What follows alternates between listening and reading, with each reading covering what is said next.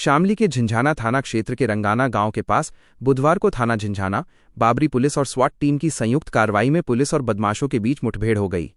Police के मुताबिक जवाबी फायरिंग में 1 लाख का इनामी गैंग लीडर और हिस्ट्री शीटर फुरकान घायल हो गया। उसे उपचार के लिए सीएचसी ऊन ले जाया गया, जहां चिकित्सकों ने उसे मृत घोषित कर दिया। पुलिस के अनुसार फुरकान अपने एक साथी के साथ पोल्ट्री फार्म के पास किसी बड़ी वारदात को अंजाम देने की फिराक में था। पुलिस टीम ने घेराबंदी की तो बदमाशों ने फायरिंग शुरू कर दी। जवाबी कार्रवाई में फुरकान घायल हुआ। वहीं बदमाशों की गोली लगने से स्वाट टीम के हेड कांस्टेबल हरविंदर घायल हुए, जिनका उपचार चल रहा है। पुलिस का दावा है कि फायरिंग के दौरान प्रभारी निरीक्षक झिंझाना वीरेंद्र कसाना, थानाध्यक्ष बाबरी कुलदीप सिंह और स्वाट टीम प्रभारी राहुल सिसोदिया की बुलेट प्रूफ जैकेट पर भी गोलियां लगीं।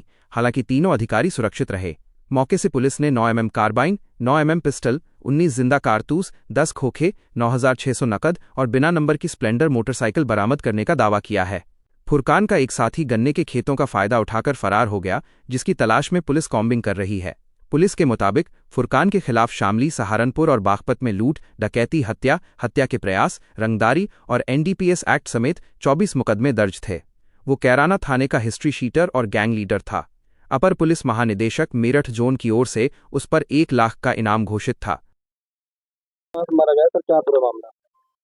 आज दिन में लगभग 12 बजे एक सूचना प्राप्त हुई थाना झिंझाना पे एसएचओ वीरेंद्र कसाना जी को कि एक हमारे यहाँ का रिवार्डेड बदमाश है जिसका नाम फुरकान सना फैमू है। वो अपने साथी के साथ में रंगाना गांव के बगल में पोल्ट्री फार्म पे आया हुआ। कल उन्होंने सूचना दिया अपने स्वाट प्रभारी राहुल सिसोदिया को और हमारे एसओ बाबरी को। पूरी टीम ने घेराबंदी किया और वहां आने पर वो सब लोगों ने पुलिस को देखते ही इन लोगों ने पुलिस पे जानलेवा फायरिंग की, जिसमें हमारे 3 लोगों पे गोली लगी। इसमें गंभीर रूप से घायल हुआ हमारा आरक्षी हरविंदर है, मुख्य आरक्षी स्वाट का, और हमारे प्रभारी स्वाट राहुल सिसोदिया, एसएचओ हमारे झिंझाना वीरेंद्र कसाना जी और हमारे एसओ बाबरी कुलदीप, इनके बीपी जैकेट में गोली लगी, बाल बच गए। इसमें पुलिस ने तत्काल आत्मरक्षा छुप करके फायरिंग किया, जिसमें एक बदमाश गंभीर रूप से घायल हुआ और एक बदमाश खेतों में भागने में सफल हुआ। तत्काल हमारी पुलिस स्वयं भी अपने लोगों को उठा के सीएससी ऊन भिजवाई और जो घायल बदमाश था उसको उठा के इन लोगों ने सीएससी ऊन भिजवाया इलाज के लिए, जहां उसकी जेरे इलाज मौत हो गई है। जानकारी हुई कि वो बदमाश कुख्यात फुरकान पुत्र फैमू है और जिसपे लगभग 30 मुकदमे अभी हम लोग को ज्ञात हुए हैं और पहले से ही ये हमारे यहाँ 307 पुलिस मुठभेड़ और लूट में वांछित चल रहा था और इसपे जोन महोदय के द्वारा 1 लाख रुपए रिवार्ड घोषित किया गया था। आपको स्पष्ट कर दूं कि ये कन्विक्टेड अपराधी है, जिस सजा हो चुकी पहले से इसको, और ये 2014 में आपको ज्ञात ही होगा कि ये जो मुकीम काला गैंग था, फुरकान गैंग था, इन लोगों ने कैराना में कहर बरपा दिया था।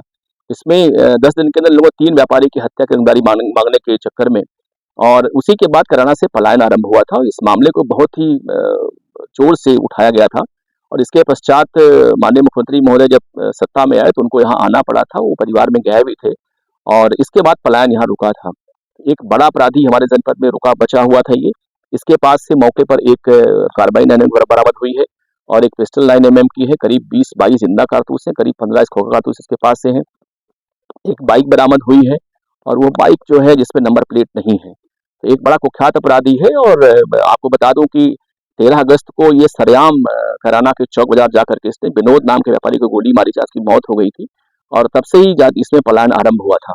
तो एक बड़ी उपलब्धि हमारी पुलिस टीम की है। ये रहता नहीं था यहाँ पे, इसका जो स्टेइंग एरिया था वो पंजाब था, हरियाणा था, उत्तराखंड था, बीच बीच में आता रहता था ये और क्राइम करके चला जाता था ये। आज यहाँ पहुंचा है सर, कितने कारतूस, कितने राउंड गोलियां थी सर और क्या करने आया था सर? बेसिकली ये हमें लगता है कि जो मैंने आपसे कहा कि बीच बीच में आता रहता था ये, अपने टारगेट ढूंढते आ रहा टारगेट को लेकर के ये। तो आज ये रंगाना गाँव में आया था, क्योंकि इसका ऑपरेशन का एरिया भी ये था ये, और तभी जानकारी हमारे एसएचओ को यहाँ से सूचना किसी ने फोन पे दे दिया और जानकारी एसएचओ को थी भी कि एक बड़ा बदमाश है। तो पूरी टीम को उन्होंने अलर्ट किया, हमारी टीम यहाँ पे आई और इसने करीब पुलिस पे 5 या 6 राउंड फायरिंग किया जानलेवा इसने, और पुलिस की फायरिंग में गंभीर रूप से घायल, जहाँ की मौत हो गई है ये। तो ये किसी घटना को करने के लिए यहाँ पे आया था या कोई प्लानिंग करने यहाँ पे आया था। ये बड़ा बदमाश है ये और मुझे लगता है कि ये जो बड़ा रीजन था पलायन का जनपद शामली कैराना से, इसका बड़ा हेतु यही था। तो कोई पुलिसकर्मी को किसी प्रकार की? जी बिल्कुल, हमारा एक मुख्य आरक्षी है स्वाट का हरविंदर, वो गंभीर रूप से घायल, उसके पेट में गोली लगी है लेकिन इसमें एडमिट है अस्पताल में, वो ठीक चल रहा है। और इसकी फायरिंग में हमारे 3 जो है 2 एसएचओ बाबरी और झिंझाना प्रभारी स्वाट बाल बच्चे, उनकी बीपी जैकेट गोली लगी हुई है इनके, और और शेष तो हमारे यहाँ ठीक है। अभी डिटेल हम करके आपको और इसमें बताएंगे। किसी मामले में इसको शायद सजा भी हुई थी कोर्ट में। जी बिल्कुल, मैंने बताया आपको कि ऑलरेडी ये कन्विक्टेड अपराधी है, ये इसको 10 साल सजा कोर्ट से हो चुकी है। ये इसके बावजूद भी ये माननीय उच्च न्यायालय से ये जमानत में बाहर घूम रहा था, और ये मैंने कहा घूमने की वांछित था, और 1 लाख रुपए का रिवार्ड पहले से घोषित था इसके ऊपर। तो ये पूरा हरियाणा, पंजाब और उत्तराखंड में घूम के रहता था, केवल अपराध करने कराना के आसपास ही आता था ये, और रात में आया चला गया। इवन जिसके घर में घटनाएं हुई थी, ये लोग पलायन किए थे, उनके बच्चे भी इससे डरते थे। इन लोगों ने कई बार कहा कि साहब रात में हमको सपना आता कि वो बदमाश आएगा, हमारे फादर को, डैडी को मार देगा वो। तो इस तरह से इसका बड़ा आतंक था वेस्टर्न यूपी, मुख्यतः कैराना एरिया में, और हमें लगता है कि इसके मृत्यु होने से अब काफी सुकून लोग फेस करेंगे।